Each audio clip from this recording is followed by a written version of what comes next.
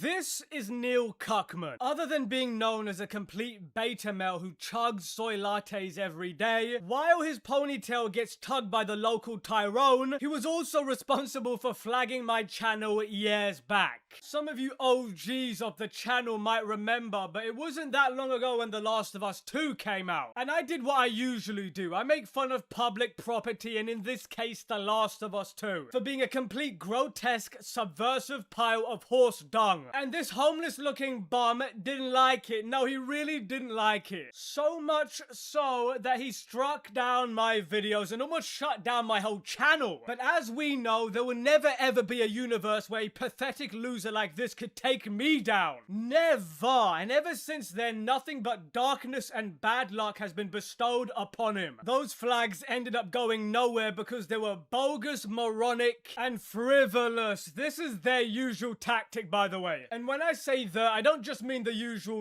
beta cuck stuff like that. Let me test this actually. Hey Siri, where was Neil Druckmann born? Oh, would you look at that? It looks like deplatforming is in their blood. It was promised to them thousands of years ago, I guess. But ever since then, nothing but darkness and bad luck has bestowed upon this fella. And I, for one, for the reasons I just mentioned, would never miss an opportunity to kick a horse when it's down. So make sure to hit the like button and subscribe, baby. Let's keep this train moving. Let's get to 100,000. Now, Neil Druckmann's obsession with manly looking men hasn't stopped, it seems, because the Intergalactic Search for Identity starring Jada Pinkett Smith is in a very bad spot. Oh, it's so bad. Oh man, can somebody please remove Will Smith's husband from the premises? I do not wish to see Vin Diesel again, but before we get to the video, let's just look at this main character again. My god. Are they going to sell hair as a separate DLC? Because we know how much Naughty Dog loves nickel and diming their stupid fanboys. Because how many times have we seen The Last of Us 1 remastered? Almost as many times as Neil Druckmann getting cursed out by Tyrone. Now, me personally, I hope this game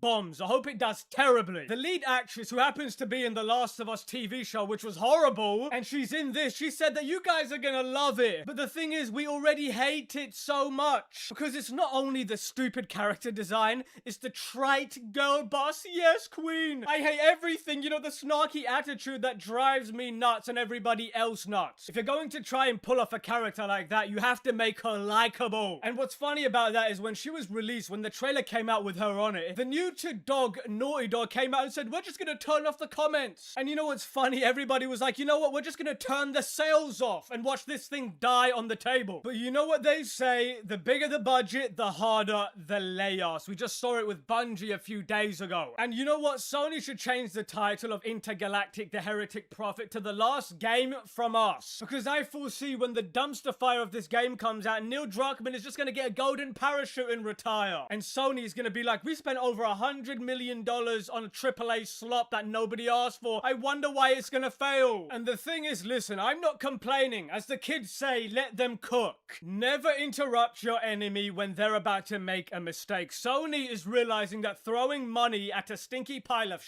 doesn't reduce the smell. If anything, it makes it worse. And I guarantee you when this slop comes out and everybody hates it, they're gonna 100% blame the audience for this failing. And the wild thing is, Sony killed off Days Gone 2, but they'll burn hundreds of millions of dollars on this bullcrap. On this trash.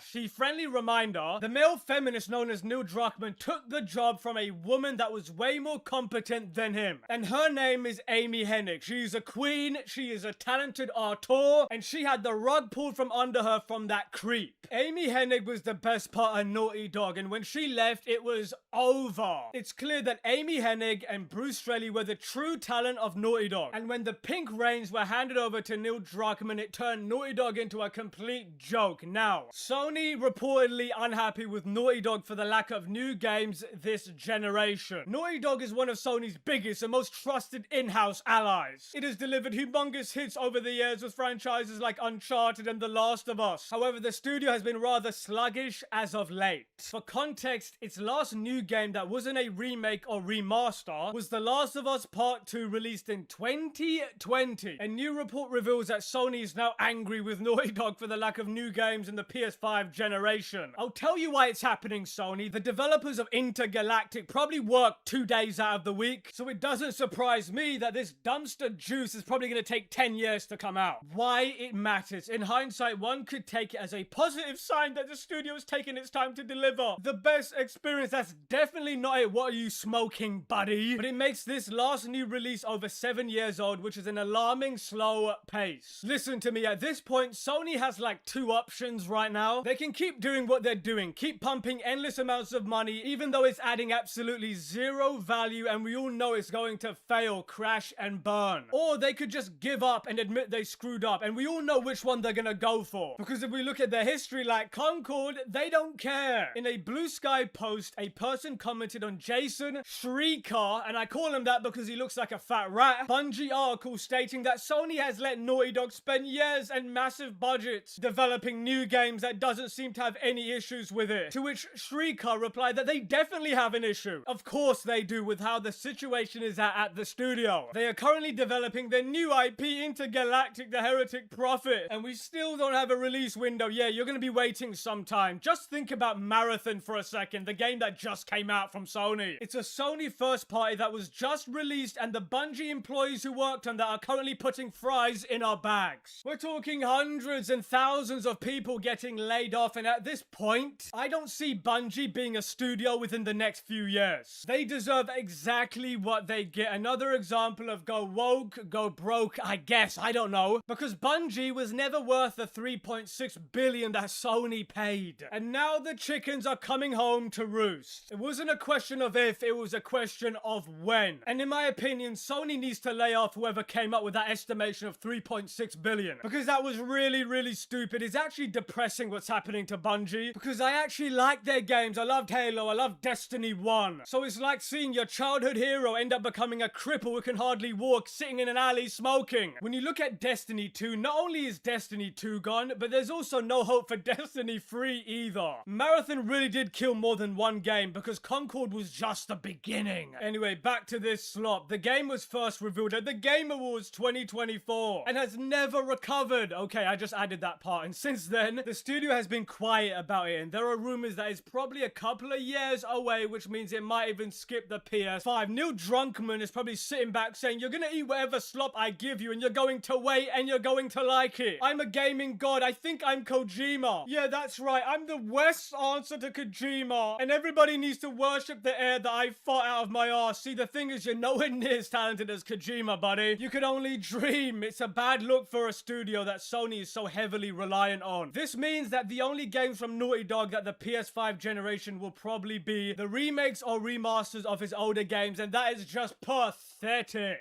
And I genuinely hope that this game just explodes in the most spectacular fashion possible. So I'll have another thing to point and laugh at. Nobody's going to play this nonsense. They might get a couple of 100,000 sales here or there, but nothing compared to what their projections are considering how high the budget is. They're literally burning thousands of dollars every single day making it. And like this article said, at the end of the day, what do we actually have to show for all of this bloviating from Sony and Naughty Dog? Because Sony's legacy for the 2020s is going to be Concord, a Concordian new genre of games losing hundreds of millions of dollars, and that's a damn shame. At the end of the day, as we wrap up this video, Naughty Dog needs to be put back into the kennel and be potty trained. They've released enough crap over the last 6-7 years that would make anybody want to go crazy, and I know Sony is probably thinking Naughty Dog needs to be remastered next. The whole team needs to be remastered. Bring back Amy Hennig and Bruce Straley and get rid of the big nose freaking on that bombshell. Thank you for watching. Manix out.